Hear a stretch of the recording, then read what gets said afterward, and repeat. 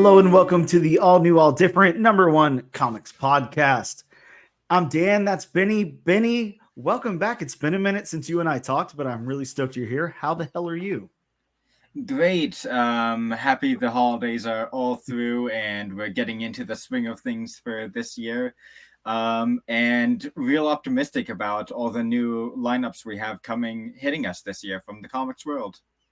Man, there is some like really good stuff coming up. I'm obviously we're talking about the new Ultimate Universe here, but that Ultimate X-Men looks so good. I'm really excited about the Ultimate Black Panther. Yeah, there's some really good stuff up and coming, especially like some creator-owned stuff.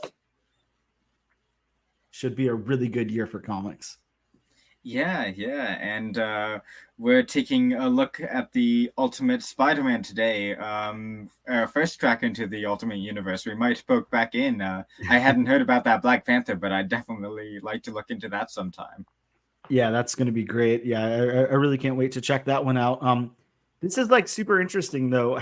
Did you read Ultimate Invasion? Like, did you read that 4-part mini before this? Ooh, I'm not actually sure I have. I remember reading one lead up to it with the ultimate Mr. Fantastic breaking out of a cell, but other than that, I haven't seen that much on the new Ultimate reboot. Yeah, the Ultimate Invasion like kind of lead up series was really cool, and it kind of spoiler alert, obviously, and hopefully you'll read it anyways because it's a really cool 4-part. But it's the maker, that Reed Richards type character, and he basically goes back, and of course they kind of like do like a little tiny exposition dump and say what happened anyways. But yeah, he goes back and stops all of the heroes from ever becoming heroes, and doesn't do the same with the villains and all of that. So yeah, it's really cool like little mini series lead up to this. But I don't know about you, this was like the ultimate forgive the word kickoff for this Ultimate Universe at Marvel right now. It's really cool. Did you read the I know we're like quite different in age, so it's completely fine if you did not, but did you read the original Ultimate Marvel Universe run, like any of those books? Ooh, I grew up with a couple of them, yeah. Particularly near the end with the kind of conclusion with New York flooding from Magneto reversing the poles because the power of magnetism. Yeah, gotta use the magnets in the earth. Definitely some gruesome imagery for me. I should not have been reading as a kid. Like, that one super villain, the Blob, eating wasp. Ooh, terrible stuff. But that was intense, right? I did like a lot of the dark and gritty takes on some of the heroes. They were a bit of fun, but all in all, I'm kind of glad they stemmed away from a lot of the choices they made in that universe. Yeah, and it was super interesting because if you didn't like catch the pitch for it or whatever, like if you just kind of dipped into some issues, like basically, obviously, Marvel has this long history of publishing these characters. Of course, Thor, Fantastic Four, their core, their core roster, their Spider-Man, all of that, and it's always been a problem, like the entry point for people. Always a huge problem for new readers. Hey, you've seen Spider-Man on the big screen. You've seen Tony Stark. All these people. So naturally, if you're checking out the MCU stuff and everything, or whatever, I guess this predates the MCU, but you want to hop into the comics, and check that out. And it's so different. It was like polar opposites. It's like that stuff's over here and that stuff's way over here. So it didn't make sense to a lot of people, especially with a lot of that stuff coming into play. We had the Tobey Maguire Spider-Man like around the time, the Fox X-Men stuff and all of that. So it just didn't make sense. And Marvel came up with this initiative. They're like, let's make an entry point. It will kind of like reset everything at 0. So we'll see Peter Parker get bit by the spider again and start from there, and then slowly introduce like his rogues gallery and everything and so on. And they did the same thing with most of the books. So that's what that first Ultimate run was.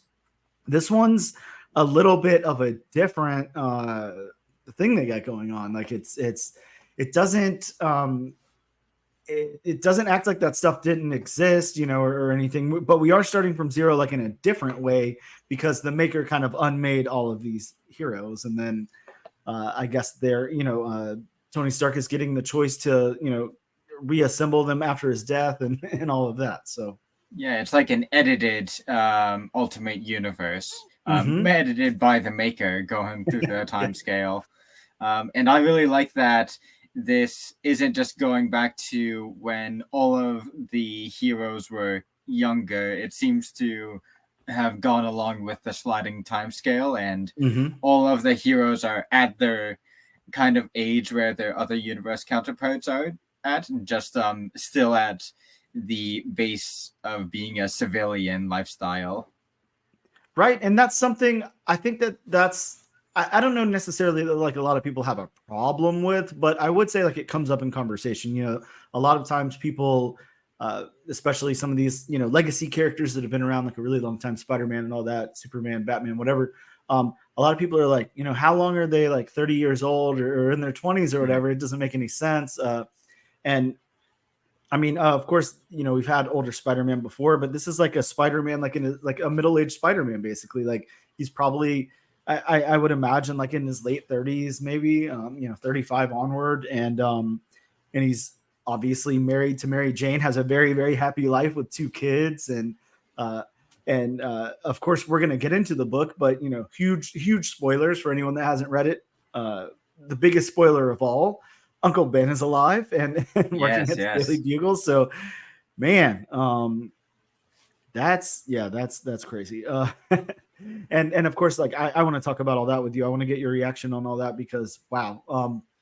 But yeah, it's cool, and it's a lot of times we do, or I'm saying we, like I work for Marvel. Marvel does these events, or they do these books, and at best you get divided. You get a good amount of people who like it. You get, some of the haters in there or whatever, especially something that's like that people see as rehashed or whatever. I'm not hearing any of that about this. This has got such positive responses from the community.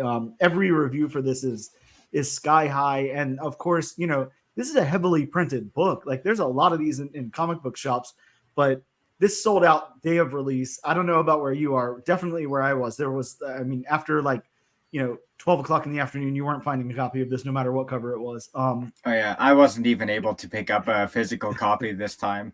Really? Ah, man. Yeah. That sucks because let me tell you, of course, the art in this is really, really good and you get to see it digitally, but like it just, God, it looks so good on paper. It looks so wonderful. But yeah, I mean, this is the hot book right now. I didn't think anything could so quickly replace Beneath the Trees Where Nobody Sees. I think this is at that level now. I think this is the number one book right now, which is crazy because Beneath the Trees has been there for a little bit. But yeah, man, this is intense. Everybody loves it. You don't have that division. I'm hearing such good stuff about it from everybody. Spoiler alert here. I love it. I don't know if you feel to share that sentiment or not, but yeah. Let's talk about it. Let's break it down. Of course, I'm going to do my usual thing. I do want to read the solicit and then talk about the creators really quick. But, from the solicit from Marvel, it says, the new Ultimate Spider-Man for a new Ultimate Universe. Visionary writer Johnathan Hickman and acclaimed artist Marco Cicchetto. Sorry, I won't be able to say that correctly. Bring you a bold new take on Spider-Man. With this, the debut title of a new line of Ultimate Comics. After the events of Ultimate Invasion, the world needs a hero. Who will rise up to take on that responsibility? Prepare to be entangled in a web of mystery and excitement as the all-new Spider-Man comic redefines the wall crawler for the 21st century. So yeah, great. I love solicits like that. I don't know about you. I don't know if you're like heavy on reading solicits or not, or if you just grab what you like or whatever, but I like to kind of go through and read solicits. Just to kind of see what's going on. A lot of times they don't match up with the story, and a lot of times they're like spoilers in themselves. And that one was great. Like that was written so well to me. It didn't spoil anything, and it really didn't tell you anything from the story other than this is the new Ultimate Spider-Man.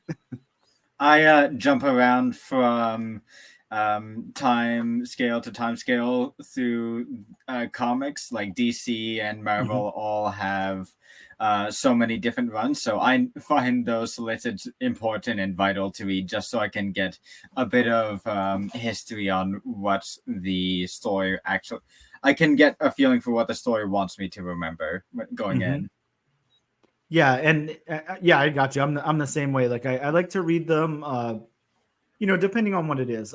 Sometimes it sucks though. It's like you go in blind and you get spoiled by that solicit, and you're like, I wish they didn't say all that. But they did a good job here. Let's talk about the creators really quick. Benny, how familiar are you with Johnathan Hickman? A week ago, I was actually just reading his Fantastic Four run, and I am a huge House of X and Powers of X fan. I really loved a lot of the Krakoa era of X-Men. X-Men is probably like my biggest fandom I'm a part of, and I am really impressed with a lot of his other stuff. Like he's done some Avengers as well, and Marco, the artist, has some stuff that he seems kind of new to the scene to me. He's worked on Daredevil, Doctor Strange, Punisher, but I am really into his art style so far. It's super detail oriented. The backgrounds pop out and the facial expressions are lifelike and very realistic. Big fan. Yeah, I'm with you. He is like an all-star. He's killing it here. This is like one of those comics, and I like to think this about the original Ultimate Spider-Man run as well, like that volume 1. Really, really good. Loved the story, and it fit for the time. I think going back and reevaluating it, it's maybe a little too sleek, a little too modernized or whatever.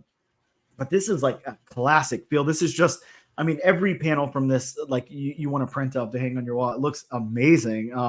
And the perfect use of subtlety, but really bringing out those big details. I love how like every now and again you get like this cool, like scratchy kind of lived in background and stuff that kind of fleshes out the world. This is like such a great team up for these two guys to work together. Here's something that I would like to say. I don't know about you. Like, I love to read comic book scripts. Like when they're out there, there's not a lot.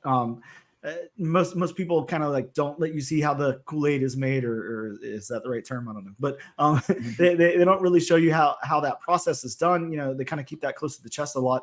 A little while ago, I was looking at a Greg Pak script, and it was really cool. He kind of like went through, what he does in his process and everything. And I really appreciate that. I would love to see how much freaking detail or lack thereof that Johnathan Hickman is relating to Marco here, because I have to think he's like, I need a smirk on Uncle Ben's face right here. I need Jay Jonah to, ball up his fist exactly like this and, be 3 inches away from his face. Like the level of detail here is just crazy. And if they're reading each other that well, like that's just so impressive. But yeah, this is fleshed out really, really well. Really, really good team of creators here. Of course, we have Matt Wilson on colors and Corey Patet on letters. So yeah, we don't have to go into their backstory or anything, but just wanted to acknowledge them really quick. Dude, let's go into this thing. Enough of that. Yes. I don't know how spoiler heavy you want to get. I don't know if you want to like say everything. I'm open to that if you are. But I think we got to go to the last page of this one. Yeah, dude. Like there's no way to not bring everything into this. But I didn't write a synopsis of what I read. I didn't feel any need to do that. Let's just like go in and break it down. This is obviously, we're opening up and we're seeing Peter with his family. We're introduced to Mary Jane, who looks phenomenal. Peter looks phenomenal. Their kids look great. All of that. And Peter's got his job at the paper, and then we see J. Jonah Jameson, and I love the fake out, dude. I don't know how you felt about that. I fell for it immediately, and I was so very happy. But JJ comes in and is shouting "Parker, Parker" as he always does, only to breeze right past Peter and go and confront Ben Parker, which is a surprise, but of course he would be alive. Yep. Spider-Man isn't in this universe yet, so Ben's kicking around being a co-manager or a co-editor at the Daily Bugle and gets let on like a house on fire with JJ. Yeah, and I love the fact that I don't know what to call it. Like, you know, you kind of start out and you're like, okay, what's the position of these two going to be? Because we know Jay Jonah, like he's a hothead, like he says what he feels, you know, and he feels some crazy stuff sometimes and all of that. And I don't think we know Ben well enough. Obviously there's been stuff with Ben in it. You know, we've seen Uncle Ben like in various forms here and there, but obviously the character, you know, was killed off very early in the story of Spider-Man. Not too much screen time. Yeah, exactly. So we don't know like a whole lot about Ben, but you get these two together and it's almost like, you know, Jay Jonah thinks he's going to call the shots. Ben's not putting up with that at all. he's like, you know, I didn't reply to you because you were yelling and I'm not going to. I love that about him.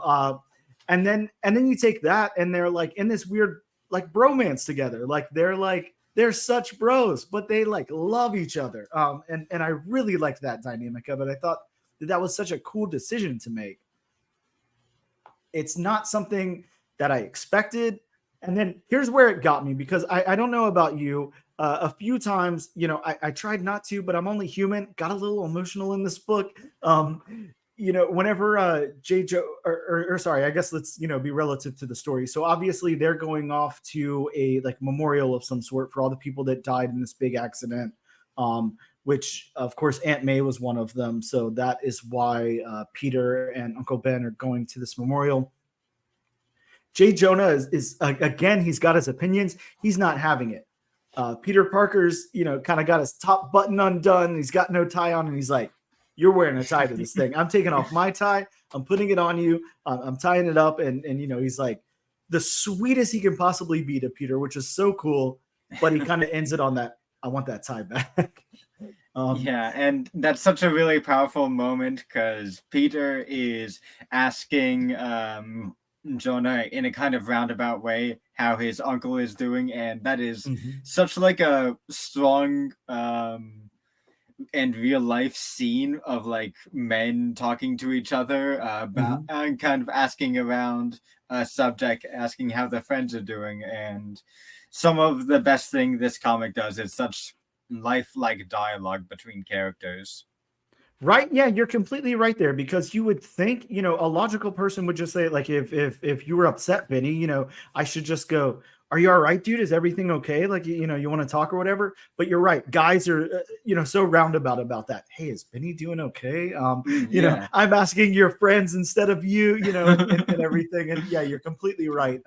That's definitely a real life thing that happens. I love that they kind of address that here, or that they, you know, dive in and really address it. Really, really cool. And, you know, next up, we're at that memorial, and Matt Murdock is giving a speech, of course, and he's a priest. Yeah. Yes. Full priest outfit. What do you call that? The robe with the little, I don't know, whatever that's called. But yeah.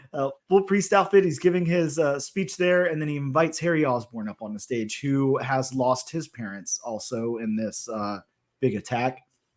And, you know, Harry kind of goes through his feelings on it and everything. And then I would love it if you talk about what happens next, because, and what I'm talking about here, like, if you don't know what I mean, is whenever Peter and Uncle Ben end up back at the paper. Ooh, yes. When they go back to the paper, they come into a regular scene of JJ shouting, but it's his last time shouting because he is quitting the Daily Bugle, which is apparently owned by none other than the Kingpin, who is doing very well for himself in this universe as well. No big surprise. Sure. And yeah, JJ packs his things, brushes past both the Parkers, and Ben follows quickly behind as well with him, deciding to leave the Bugle and go start reputable news source with J. Jonah Jameson.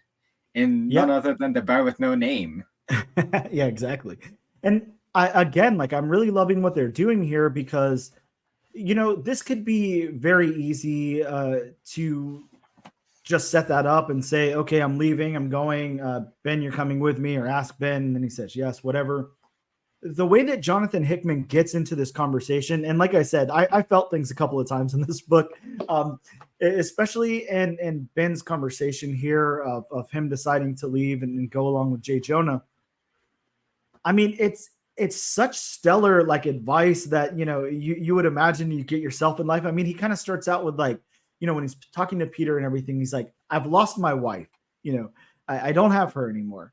You're grown, you have a family, all of this. What am I going to do? Just waste away at this paper and do what they tell me to do? Like, no, I'm going with my bro. Like, we're going to start this paper. And he's like, a lot of times throughout the book, he's just like, you got to do like, I mean, sorry, but like, get your ass up and like do it, like a lot of times he's kind of giving that advice and saying it. And like, I know I told you something off air and I won't announce it here or anything, but like, I have to say like that hit really hard when I read it. Cause I was like, I'm kind of at that place in life right now where it's like, things are scary.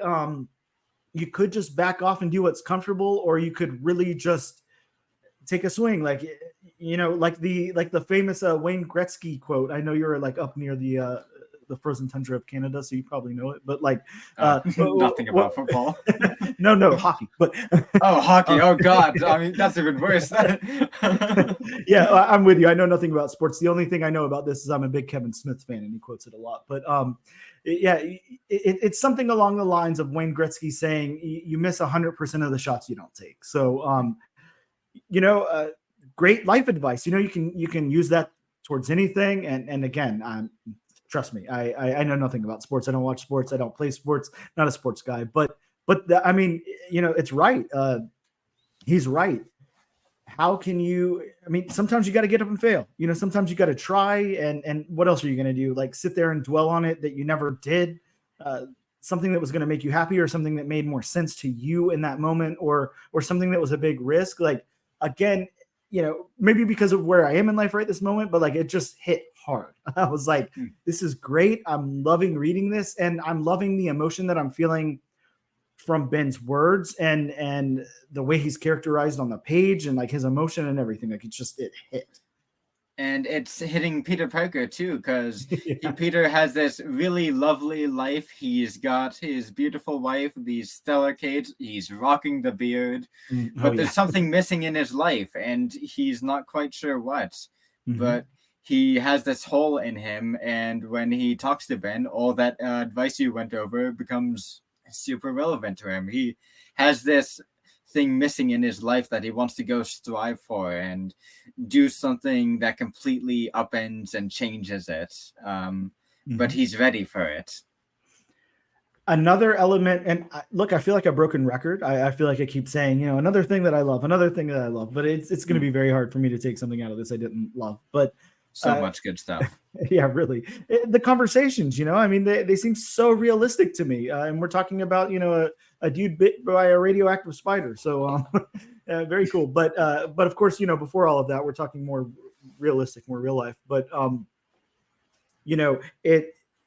his conversation with Mary Jane, again, Peter sits down with Mary Jane, she kind of pushes him a little bit. She's like, all right, you mentioned it this morning, there's a cloud that hangs over you, blah, blah, blah. We're going to sit down and talk. Like you got to tell me what you're going to say, whatever. So the two kind of sit down. And again, as she's pressing, she's like, look, I don't care, whatever it is, I'm here. Like, we're going to see it through.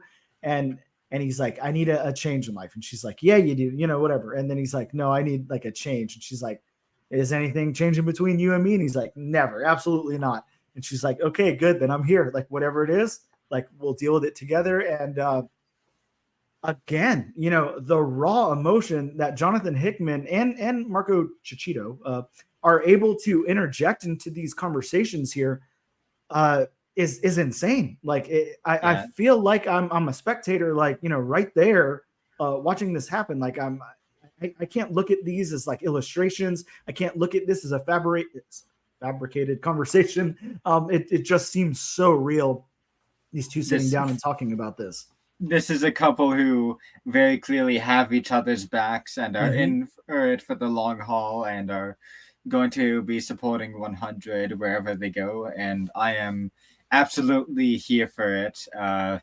This is just a really nice breath of fresh air to the character. I know Spider-Man, we see so many different takes, especially with all of the Spider-Verse in the comics, the movies going on, but this is a new look at Peter Parker, who is going to be making a bunch of big changes to his life. He's going to probably take a couple of missteps, but he's eager and wants to do something different and have probably the time of his life doing it. Yeah, I can only imagine. And I want to think through, well, of course, we should probably get to where we're going before I say anything about it. But yeah, you're right. This is going to be something huge for him. It's going to be something very different for him. Look, Peter looks, like he's in great shape and everything. So don't get me wrong. He doesn't have like a beer gut or anything like that. He's looking good, full head of hair, like you said, he's rocking the beard. Everything's looking great. I can imagine though, trying to hop into that spandex at, 35, 40, whatever it is. And web sling off the rooftops has got to be a little bit challenging, but I guess we're going to find out how that works. But yeah, moving along in the story here, basically Peter's given this, we flash back to the day before, and Peter's given this orb from a holographic Iron Man. And, I haven't followed Iron Man very closely in the comics lately. I haven't been reading the ongoing or anything like that. And obviously this is the Ultimate universe, but Tony Stark's looking pretty damn young to me in this. His hologram looks like he's like, I don't know, 20. Ultimate Tony Stark is apparently a terrorist in this universe, but he knows that the Maker is messing with the timeline, and his plan is to put the spark of heroism into the world with Spider-Man. He is giving Peter Parker the spider which bites him in that orb, and with a message to become a hero for Earth and fight for the people. And it all starts with Peter Parker. Yep. And, one of the coolest things about this, which is hard to say because, everything about this is so cool, but is the fact that, you're almost treating like holographic Tony Stark like a Sam Jackson from the MCU. He's almost like we're doing these heroes. We're getting the band back together. Yeah, exactly. It's so cool though, and I buy it. I think that that's the main thing that the main takeaway from this story, and the main takeaway from obviously the creative team and all of that. At least on my end, is. I mean, obviously, suspension of disbelief. We're dealing with superheroes. We're dealing with, sorcery, magic, whatever you want to call it. Not stuff of our world. But, the raw emotion in this is so heavy. It's just there and it's perfect. And you think, at this stage in life, like this all makes sense. Like it makes sense for Peter, for Mary Jane, for their kids, for Uncle Ben, for J. Jonah, everybody to be going through what they're going through and to have the reactions that they have. It all seems so natural. The chemistry's there for everybody and everything. I think that, the way that this book ends is perfect. They ended on the best cliffhanger, the best note that they could. And of course, please, Benny, give them the final page reveal. Yes, final page reveal. We see a full spread of a silhouetted figure standing heroically on a building, and it is very clearly Peter Parker in a Spider-Man suit, which looks to be from I'm not sure if it's just a silhouette. It may just be a blacked out version of the suit, like the symbiote. It might even be the symbiote for all we know. We don't know what Tony put in that orb. It could be a bit of an extra booster to help him kick off the ground with the web slinging. But it's this beautiful shot with the sun shining down on him, ready to go and face whatever comes. Yeah, and just you're right. I mean, the possibilities are endless. And it's Johnathan Hickman, so just know this going in. Anybody who's not a huge Johnathan Hickman fan, like Johnathan Hickman knows how to write and he knows how to world build. He's not going to play this completely straight. So if there is other elements mixed in there, like I wouldn't be the least bit surprised. But yes, just very cool. Ends on the perfect note. I hate to say this, and I don't want to, I'm sure we have more to talk about. We have things we want to say still and everything, but I would be like hard pressed to not say this is like a perfect comic book. Dude, I can't find anything. Please, Benny, tell me there's something in here that you didn't like. Tell me there's something that didn't work for you. Tell me there's a panel that I missed where like Peter Parker's like flicking off the camera or something. There's got to be something in here. All right, there is one thing that we kind of glossed over. Mm-hmm. Ben and JJ aren't the only people mad at Kingpin right now, because Kingpin gets his car bombed. I'm not sure if he actually survives it, but he is attacked by a Green Goblin in a suit that is very tactical, that I am not personally the biggest fan of, but it's something new. It's kind of gritty like the Tobey Maguire ones. It's not as hard shelled as it. It's kind of more vest like and full combat tactical gear. But it's a new version of Green Goblin. I'm not sure if Osborn faked his death in the Tony Stark terrorist attack, or it's the young Osborn. I don't remember the names. There's two of them, but both have had shots at being the Green Goblin in the past many a time.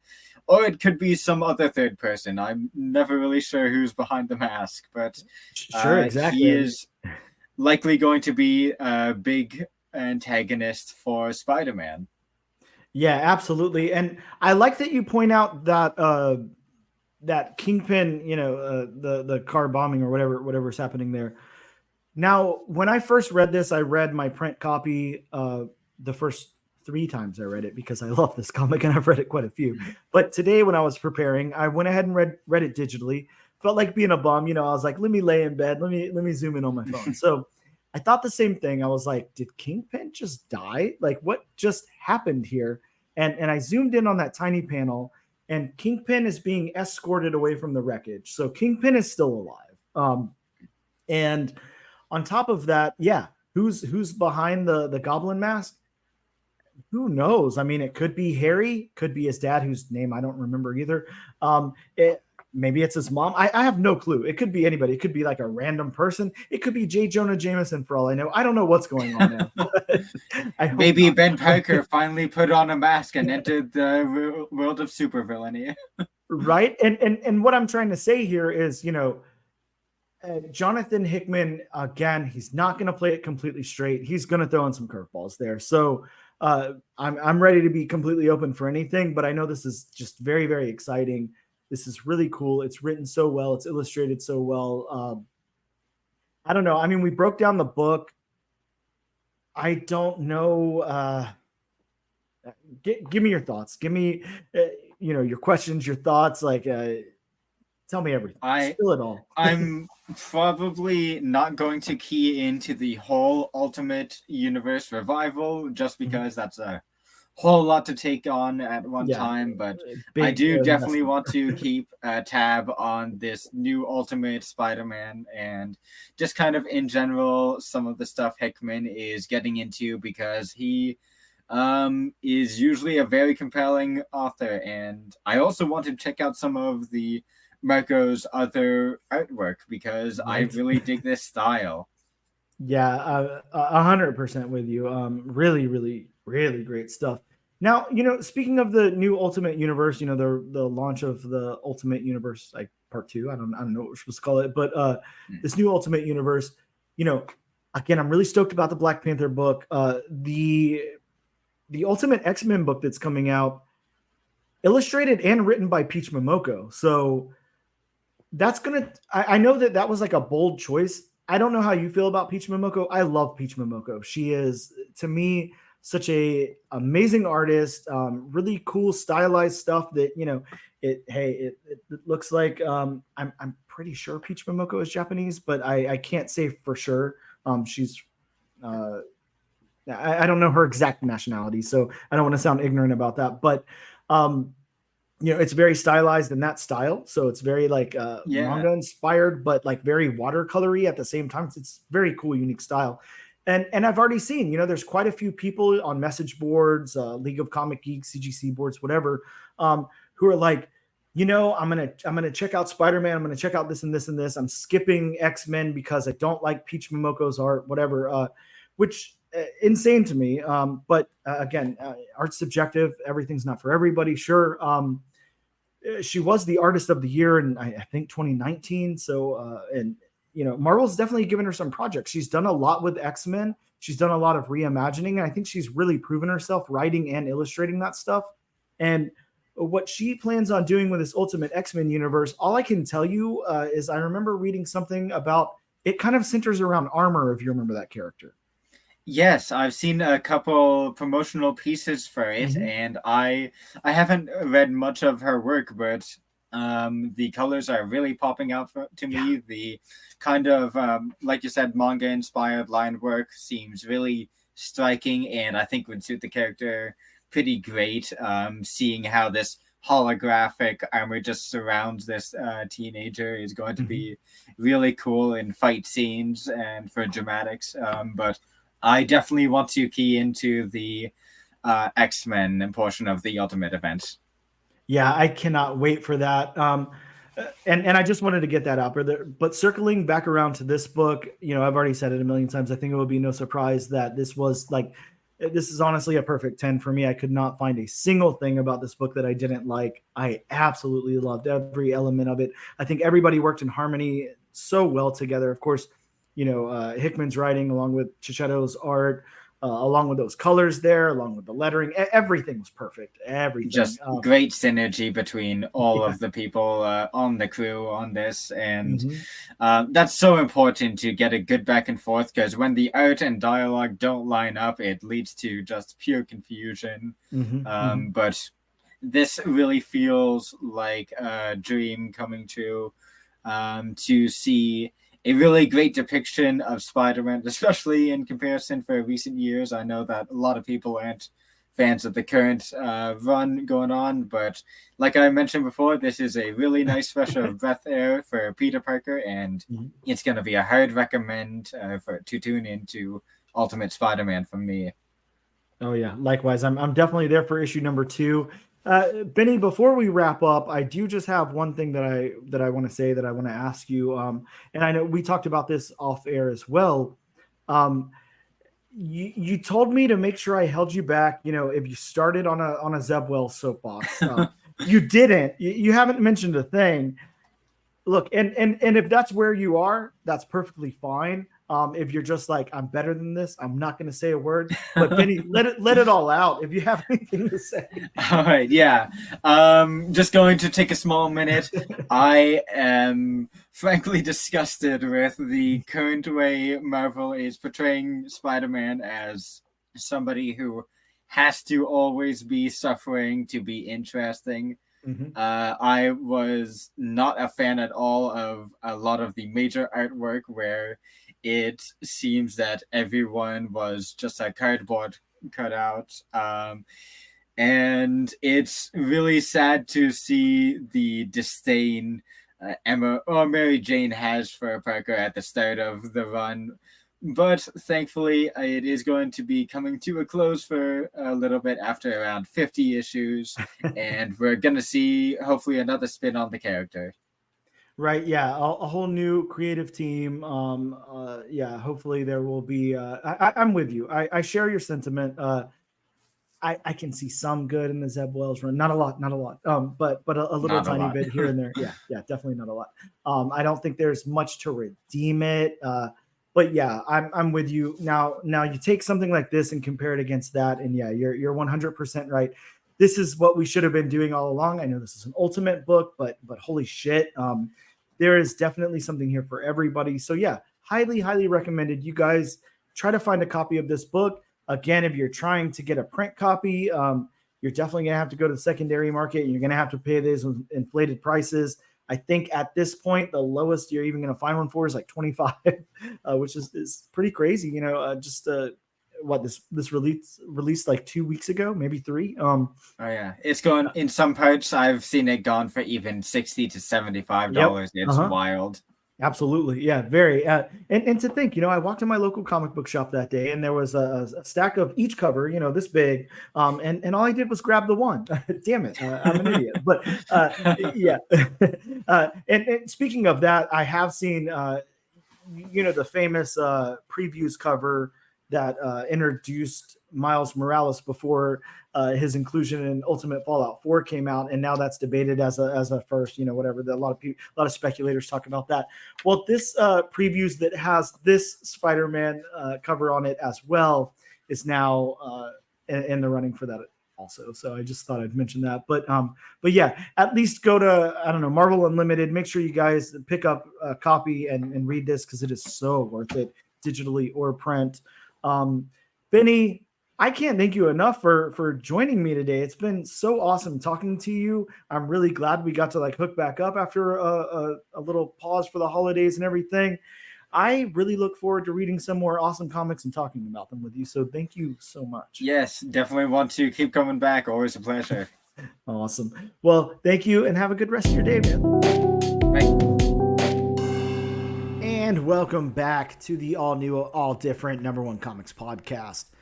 Guys, I've got a creator interview on the line. I spoke to Niall Orourke just a few short days ago about a new book that Niall's got coming out. It's called The Crying Boy. It's effing terrifying, and you're definitely going to want to stick around and check out this interview. So listen to my cool transition music and then check out the interview. And hello and welcome back to the all new, all different #1 Comics podcast. We're here with a special creator interview. Today on the line, we have the comic book writer and also illustrator, Niall Orourke. Hello, Niall. Thank you so much for taking the time to talk to me today. And hopefully I came close to getting your name correct. Daniel, you came closer than anybody else has so far. So I give you credit. Thank you so much for having me on. Well, thank you. I did have a little bit of off-screen training or off-air training, I guess. Don't give away. Don't show them the strings here. Exactly. Yeah. Not a peek behind the curtain. Yeah, Niall, thank you so much. Of course, right up front, I got the pleasure of checking out your newest book that's coming out, The Crying Boy from Keen Spot. And that's definitely what we're going to be talking about today. You've got some other projects in the works as well. And of course, another ongoing title over there at Keen Spot. I want to know, right from the get-go, number one, where did The Crying Boy come from? Because this reads just like, I feel like I am watching one of the creepiest, grief-ridden horror movies I've ever watched in my entire life. The second that I started, reading this thing, and it's just, man, where did this come from? Where'd the inspiration come from? And please. First, thank you very much. That was a great little review you just gave me there. That's exactly what I was going for. The artist I worked with, Rob Moran, great. I couldn't work with a better artist for this project. He's really got the tone down. He's great. Got so lucky to have him on board. He's the co-creator of this book. He designed the painting, so we were off and running with that. So we did 6 pages, this 6-page sample, and we launched a Kickstarter in 2021. A very successful Kickstarter, and we were looking for a publisher. But to go back to the original, how the story came about, I wanted to create a black and white book, first of all, and I wanted it to be as dreary as possible, like a dark, cloudy, rainy day in suburbia, and I think we achieved that. To give it a kind of a style and atmosphere, because I was very influenced by the likes of John Constantine, Hellblazer, the early stuff, the early versions. I'm pretty sure they were in black and white. A lot of British comics, of course, a lot of eerie, those kind of horror comics and Hammer, those early Hammer comics. stylistically, not necessarily like content wise, but yeah. So I was going for that, and of course, my number one horror film of all time, The Exorcist, played heavy on the story, on the whole theme of it, and the tone. So all that thrown in the mix, I had to come up with a story. So I said, you know what, a female protagonist, a widow and her son, they move into my apartment, which is exactly where the book is set. It's set in my apartment, down to the Wow. every last detail, even the building.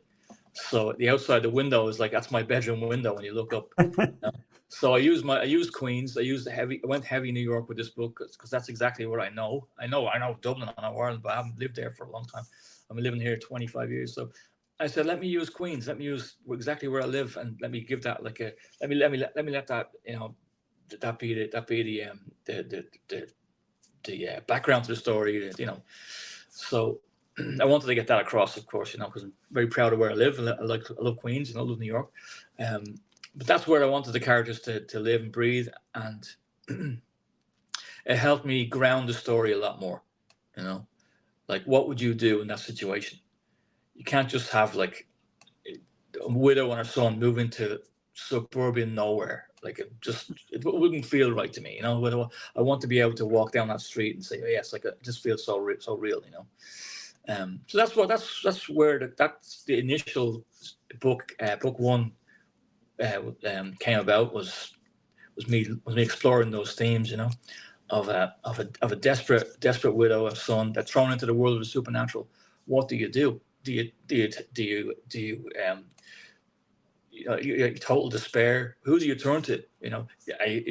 Are these events happening around you actually real, or just because you're so grief stricken? It's all playing on your mind. What actually is going on? Do you need to see a shrink, or do you need to see a psychic? So I explore all that. Yeah, and that's where book one deals with all those issues. Well, not in the whole book. It's in the whole series. We'll delve into that, but I give you a taste of it in book one of what she's going through. Yeah, and I like how you bring that up, because I talked about the grief a little bit when I was introducing the book, and you talked a little bit about it there. I think that it's really important in a horror story, especially a story like this, where you have to put yourself in that mindset. You have to, and I can only imagine, writing it must have been very strenuous at the very least. But to kind of put yourself in that mindset of the character and say, how much of this is you trying to work through your grief, or possibly your grief working against you? How much of this is happening? Of course, we don't need to know that here or anything. Of course, we want to read the book and find out what happens as time goes. But such a interesting place to put a character, because you have to take yourself down to that level of who am I at my core element, and who am I when I'm just trying to survive and protect my family, but I have this huge weight on my shoulders, that I can't get off, and something that, you're not easily going to process. It's going to take quite a long time to process something like that. We have the character who you show, really in that first issue, how in love Nadia was with her husband and with her life and everything they had going on. And then to have that pulled away from her, just ripped out of her hands, really comes across well on the page. I have to say.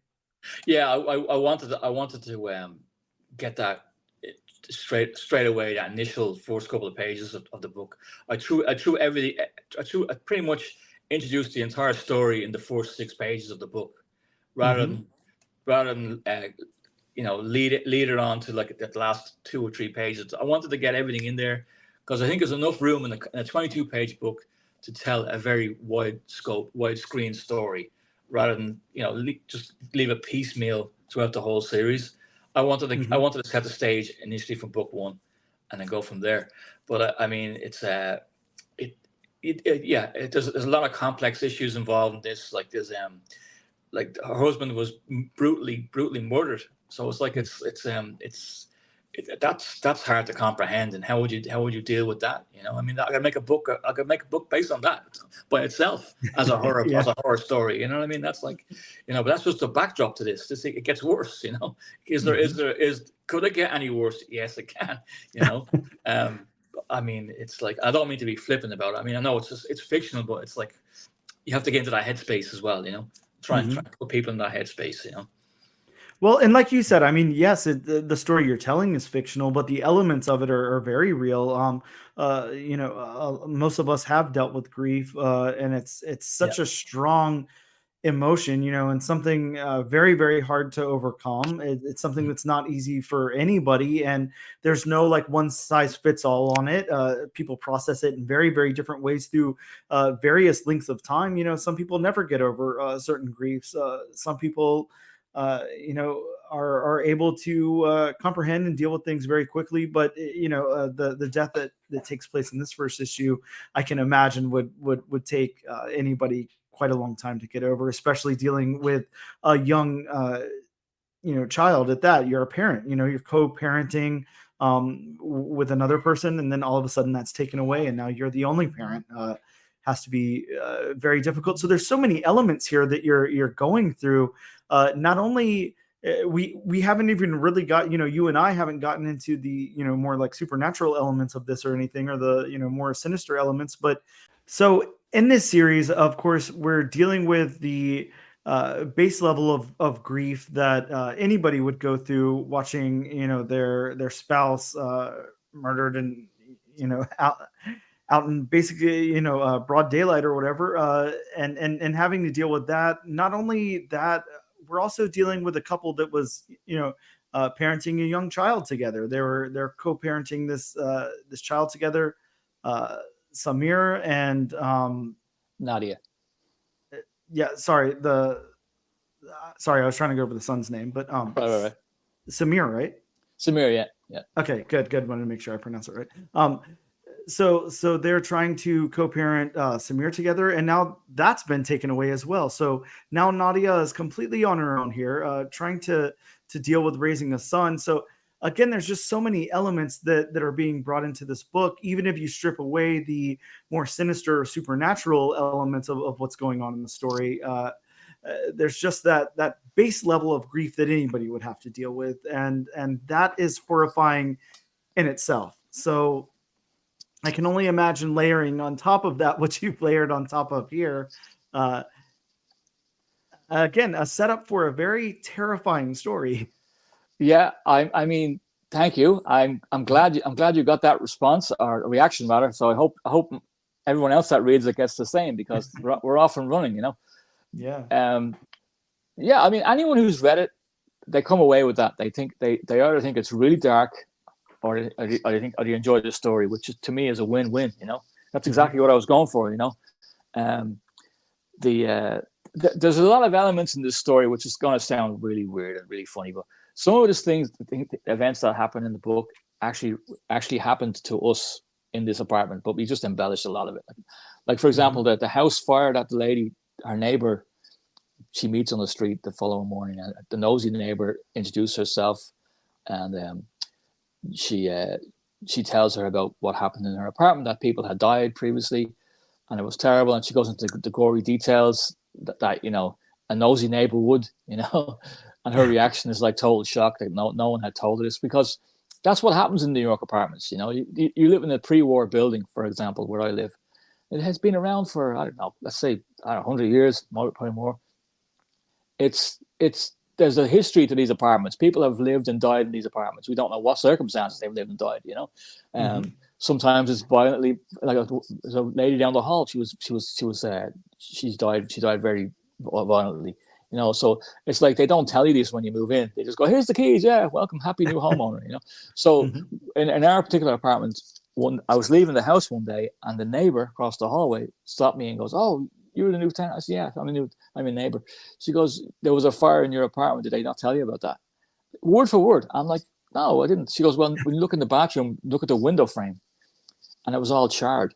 The lady had, or whoever it was in the apartment, had left a candle burning while they were having a bath and left the house, and the whole thing went up, and almost set the whole place on fire because the fire department had busted the door in. So I said, okay, that was the basis of that story. I went a lot more darker with my version of it. You know what I mean? Mm-hmm. There's also a funny there's a funny thing that happened at the end of the book. For the Kickstarter, I'd asked 10 people to be in the book. If 10 backers for the Kickstarter could pledge $200, and they'd be drawn into the book. Mm-hmm. Much to the displeasure of the artist, of course. You 10 face. And he's like, where am I going to fit all these people? I'm like, don't worry about it. We'll put them on the subway or something, and we'll figure it out.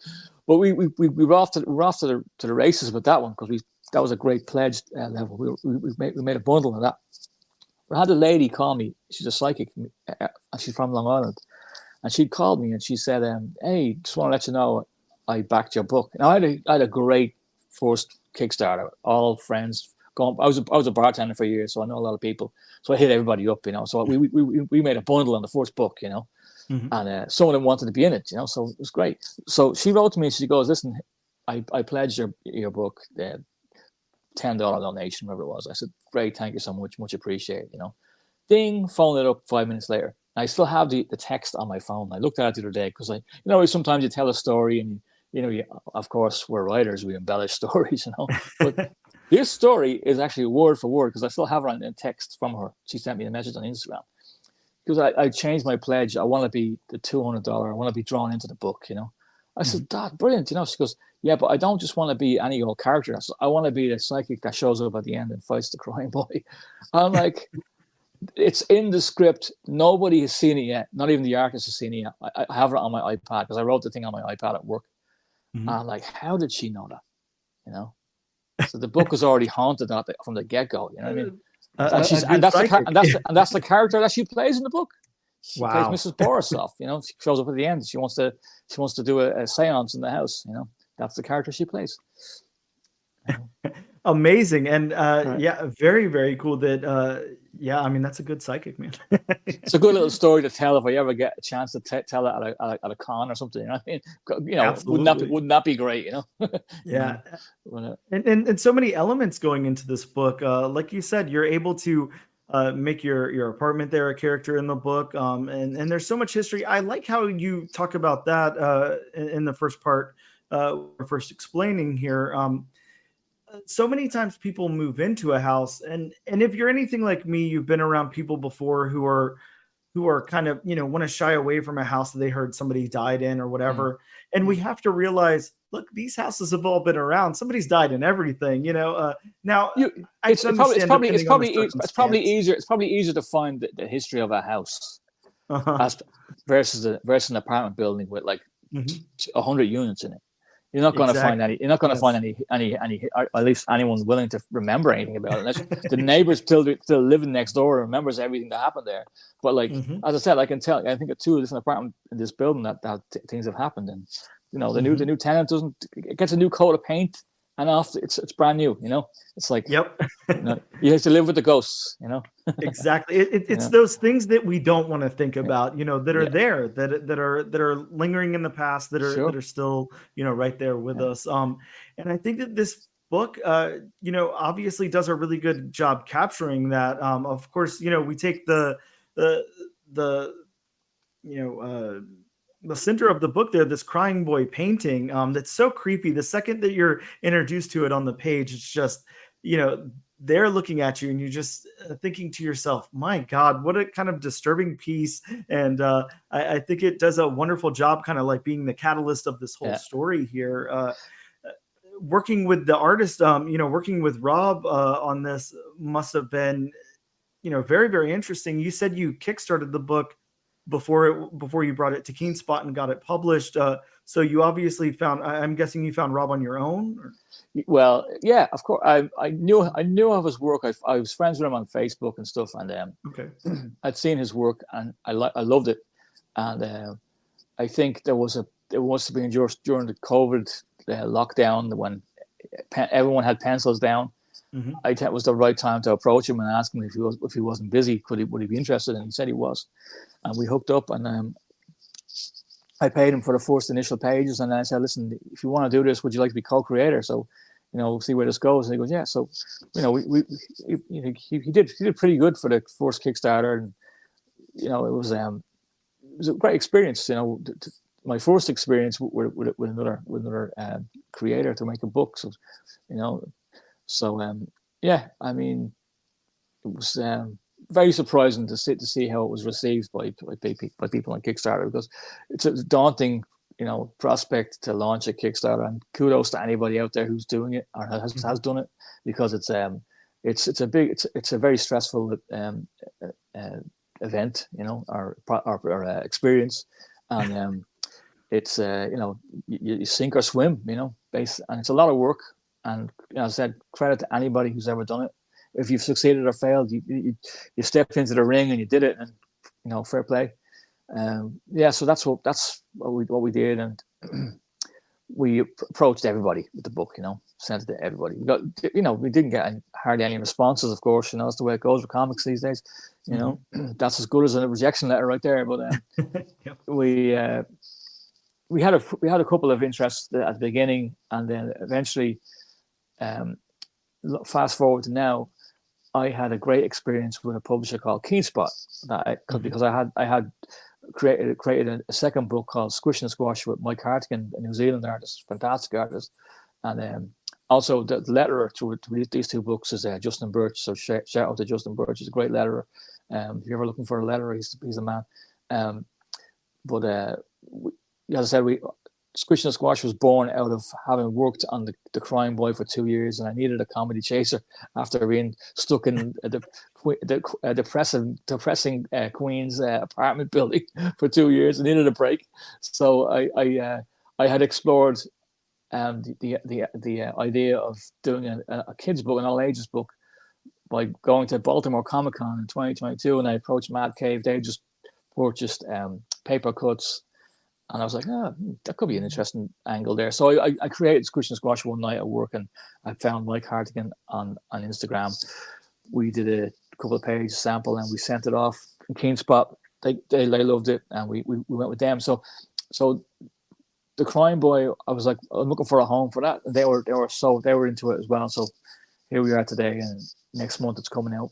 Keenspot. So I have two of my books with them, and they've been fantastic. Shout out to Chris Crosby and everybody at Keenspot. They're really, really, really great communicators. Very responsive with emails and messages. It's great. And that's one of the most vital things about being a creator in comic books, is having communication with your editor and your publisher, because you don't want to be left in the dark about anything. It's stressful enough as it is.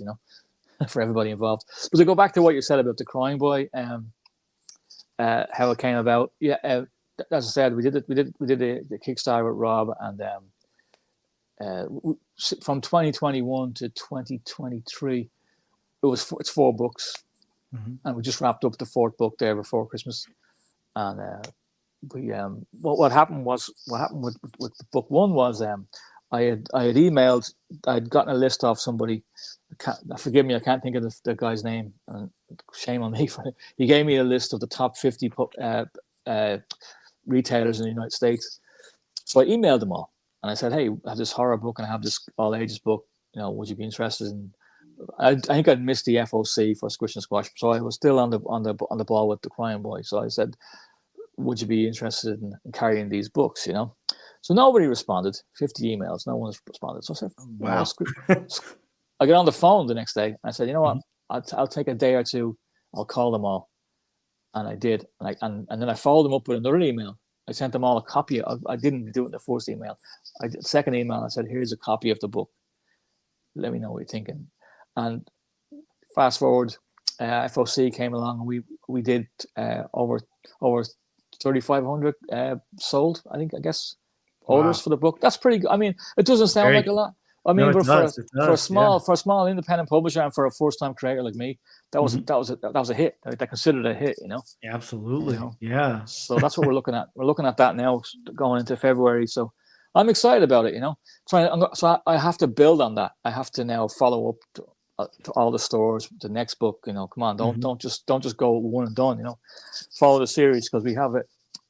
The second book expands on another part of the story. I don't know if I should go into it here without ruining it, but we also have a really great collection of covers with this series. You know, I Oh, got some I top, mean, yeah. yeah, You saw that some. A cover alone is amazing. But yeah, there's some really, really great covers.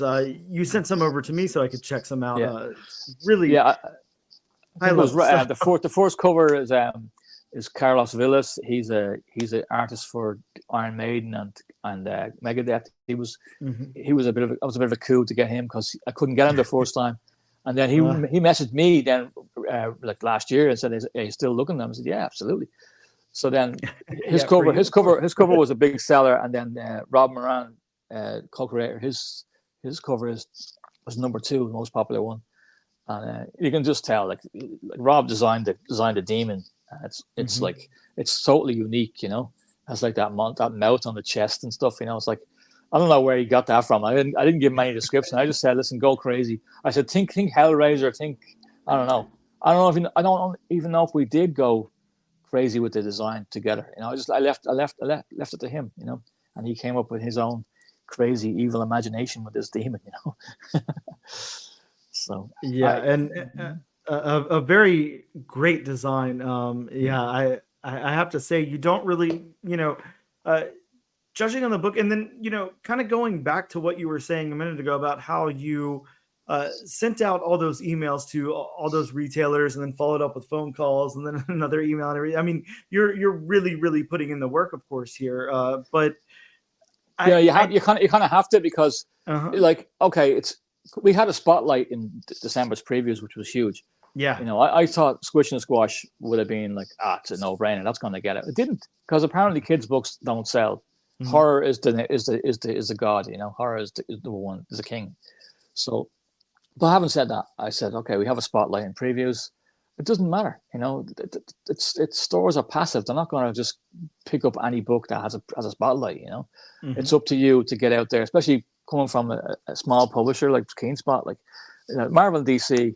As I call a lot of these stores, Marvel and DC, no problem. They buy them because they have, I don't know, can they return those books? I'm not sure how it works, but some of these stores don't even carry Dark Horse comics. They were telling me they just don't want to take a gamble, you know. So why would they take a gamble on me? You know, totally unknown, a horror book. It's in black and white, you know, which is its own. We haven't even explored that aspect of it yet in this interview.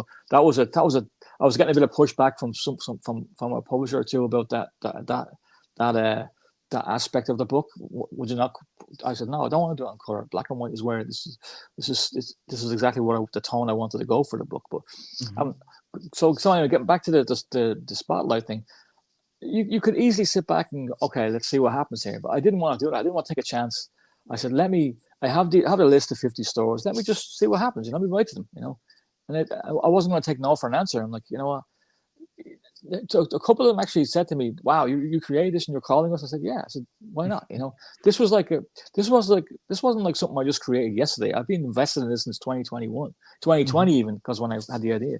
So it's been like, you know, it's a long road, but I'm not going to just sit back and give up. You know, I'll keep doing it. I'll call them again next month for the second book and everything else. I'll keep the train going here. You know, because it's a new world. You have to build up relationships with retailers now. It's not like. I guess it's all changed. So there's been many conversations about this. There's been many comics journalists talking about this recently. So it's like, yeah, the direct market is in turmoil, and you know, anything that you can help your own product is going to be a big plus for you. You know. So I reached out to them and I said, listen, whatever you guys need, you need merch, you need me to do sketch covers, you need me to, I'll show. So I actually got a signing with a store in New York based on those cold calls, you know. And very cool. I mean, you know, look, some people might not like doing that, but like I did it, you know. I'll do it again, no problem, you know. You know. I mean, that's something, you know, you stand by your work, of course, you know, you want to get it out to the masses, you know, as much as you can. And, you know, reading this, I can confidently say this as well, you know, of course, you know, we're in the year 2024. There's, you know, MCU was a big thing that's kind of calmed down a little bit. There's a little bit of backlash on that now, whatever. People don't love it as much anymore. James Gunn is really trying to build up the DC cinematic universe, whatever. There's a lot of that going on. Now you take a book like this that just like I said, I mean, this thing reads like a horror movie. I feel like I'm reading, a horror movie, an original concept at that. But if this thing is not optioned at some point, I'll be insanely surprised. And that'd be nice, to wouldn't say it? that, to say that, such a small print run, and you're saying, a lot of these major retailers won't even, maybe have a copy or two in their stores. Everybody's going to want to make sure that they get on this. You don't want to miss the boat on this. I mean, you have a copy of this in your private collection, and then who knows. I wouldn't mind. I wouldn't mind a famous writer or two out there who sent a book to would give me a little blurb or something, would help me out big time. Someone who's in the horror space. Yep. That would help it big time too. I think word of mouth will help it as well. I mean, as I said, 3,500 copies is nothing to be sneezed at. It's an accomplishment, but I think a big accomplishment. I think word of mouth will be a big plus too. Even though we're in the internet age, people still talk, and if some big name out there reads it and says, "Oh, you gotta check this out," hey, we got a second print run, happy days, But I mean, as you said, it reads like a horror movie because, I love horror movies, but there's been so many bad ones made, so disappointing, So I wanted to make this.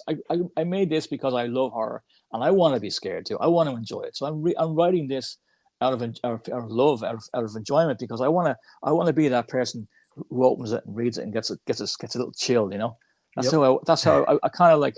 Is that possible to do? I guess it is, because I stood back and we role played this with my wife, some of the dialogue to get the dialogue right, and.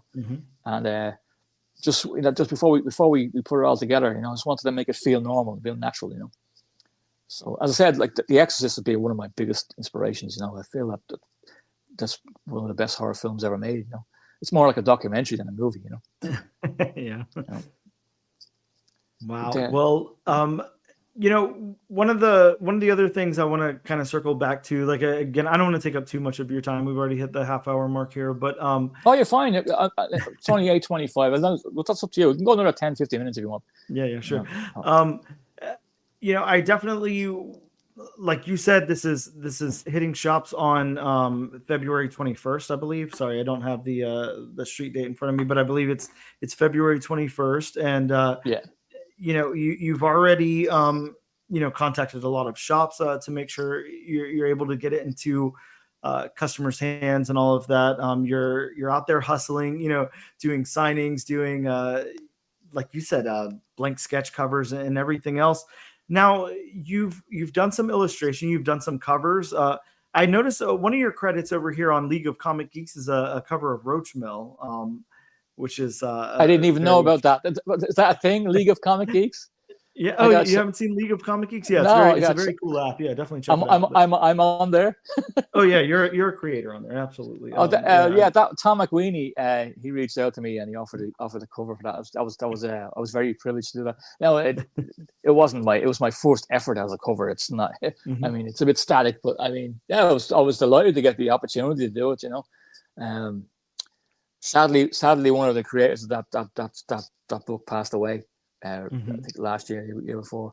But I don't know what's happening with it now. I said that but I said it was a great opportunity to get that, and I was thankful for that. And actually, it's funny because Tom McWeeny now he's a variant cover artist for Squish and Squash Book 2, which is out tomorrow in comic book stores. So if you want to check out an all ages book, a fun all ages book from Keen Spot, we have Book 2 out tomorrow. It's a local comic book store. And the Crying Boy, you said, is planned 4 issues there for the main story, and then Squish and Squash is currently an ongoing, or do you have like an end in mind for that book? I had 4 set up with Mike. We'll see what happens after that, because sure, there's it's not like the Crying Boy where there's an ending to the story. Squish and Squash is an adventure series. They can go on forever, continue to go on adventures. It's whether or not we have if Mike has the time to do any more issues and stuff. We'll see what happens, because he's becoming a bit of a superstar these days, And I mean, look, that is a beautiful book. I'm just looking at some of the artwork here for it, because I actually hadn't checked it out up until this point, and a very, very beautiful book. I'll definitely be my local comic book shop does get everything from Keen Spot in, so I will be picking up a copy tomorrow. But I was very lucky with the two artists that I teamed up with both books. Rob Mhm. Moran, phenomenal artist. yeah, very. Yeah, and I put him back on the shelves on the States where everyone could see his amazing artwork. You know, I don't think he's been in a book since he did an Image book there a few years ago. I think Mhm. that was the last time he was in an American comic book. Yeah, I'm delighted for him. I'm delighted to get his name back out there. You know, and then of course Squish and Squash, Mike Hartigan, he's phenomenal artist. You know, Mhm. he's as I said, he's already becoming big. You know. So I was just lucky to get him on Squish and Squash at the beginning of his. I think he hadn't signed with his agent at that time, so I just got him at the right time, like a week beforehand. So it was like, woohoo, cool, you know. So yeah, I'm very lucky to have these great creators on board these two books, you know, and we'll see what happens, you know. See what happens in the Yeah, future. and I mean, I think that you know, kind of speaks for itself. For the most part, you're not usually seeing a beautifully illustrated but poorly written book, or you know, vice versa most of the time. So that definitely speaks to your talents as a creator as well, and your writing, that you're able to attract that kind of talent. I want to talk, you know, for a minute, if we can, about Rob a Thank you little for bit. saying that.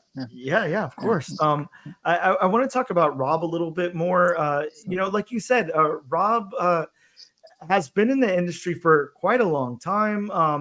Has not done as much recently, but you kind of, I don't know if you, I don't want to say you pulled him out of retirement for this book. He definitely wasn't retired, but No, I think he's been doing a lot of work for Marcosia, it's a British publisher. So I don't know how their distribution model is over here. As I said, we all know how that goes, you know, with the direct market. But he has a lot of stuff with them. I'm sure he has a lot of projects up his sleeve because, you know, he as I said, he put a lot of effort into this series, and Mhm. I think he mentioned something recently that he was doing a new book with Marcosia, like a horror series of his own.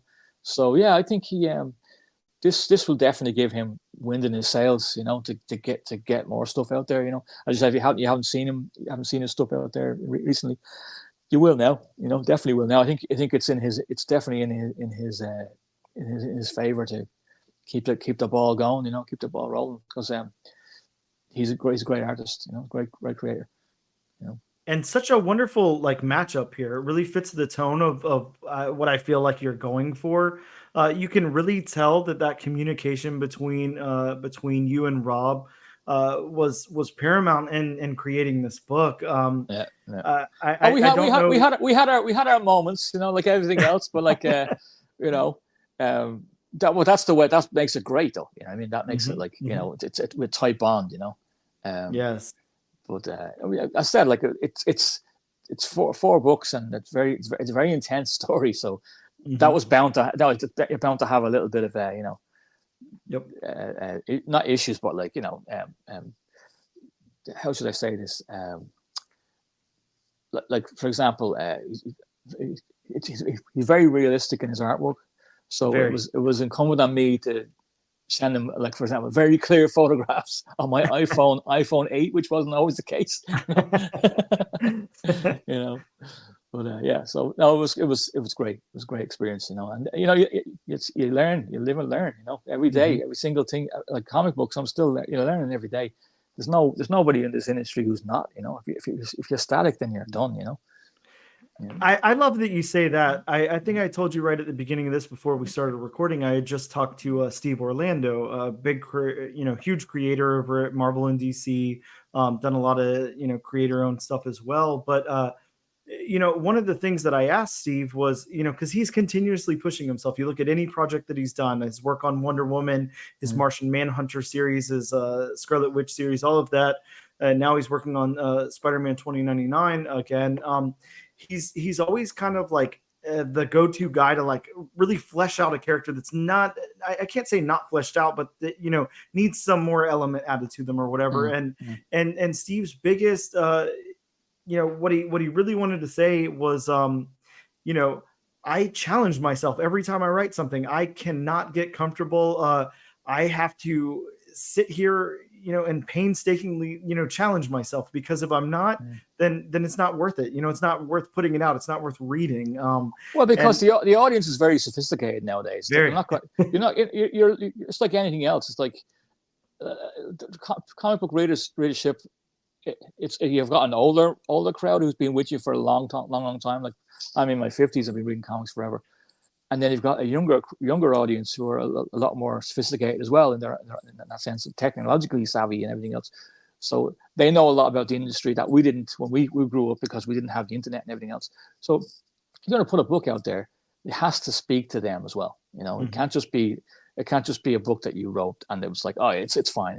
No, it has to have multiple layers of depth to the character and everything. You can't just, it's not, it can't be just an overly simplified storyline anymore. People want depth, they want a lot more. They're putting a lot of money out there too for example, True. It's an expensive hobby, so they want to get bang for the buck, I guess, Sure. Yeah. And again, another really good thing to point out, comics aren't cheap. It's an investment, a lot of times you have to be invested in the story that the storytellers are telling you. You have to be invested in that.